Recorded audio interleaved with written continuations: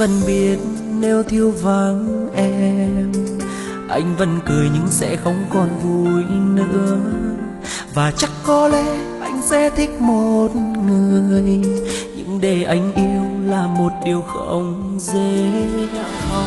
Lúc biết mất em, anh chết lặng nhưng anh sẽ không níu kéo, vì biết níu kéo nỗi đau sẽ thêm dài. Khi em đã không yêu nữa rồi, dù muốn hay không anh phải chấp nhận thôi. Định mệnh kia đã cho anh với em gặp nhau, mà ra đi xa cách nhau hay ở lại đều do ta lựa chọn thôi. Đừng nói lý do không thành đôi, là do trời tha em cứ nói hết yêu. Biết em sẽ ghi tên của em vào tim, dù cho em đã dối gian anh nhiều như vậy.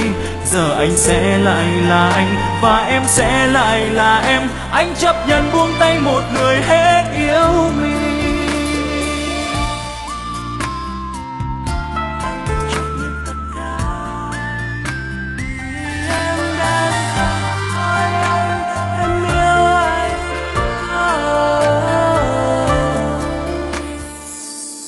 Anh vẫn biết nếu thiếu vắng em, anh vẫn cười nhưng sẽ không còn vui nữa.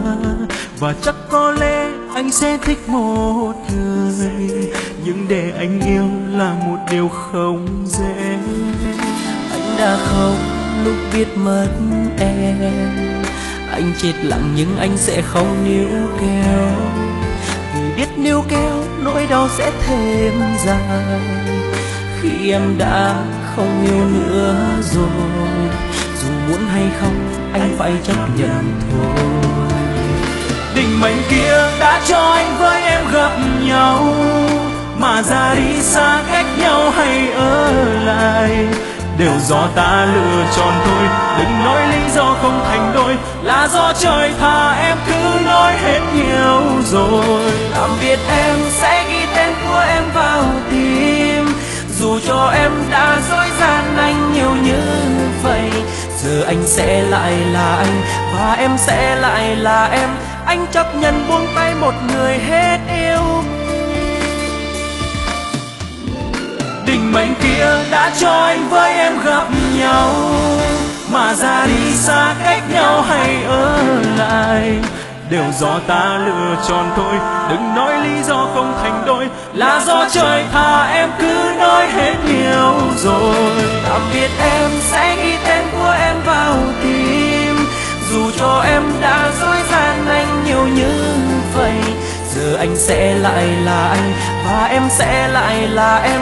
Anh chấp nhận buông tay một người hết yêu. Giờ anh sẽ lại là anh, tập sống không có em ở bên. Anh chấp nhận buông tay một người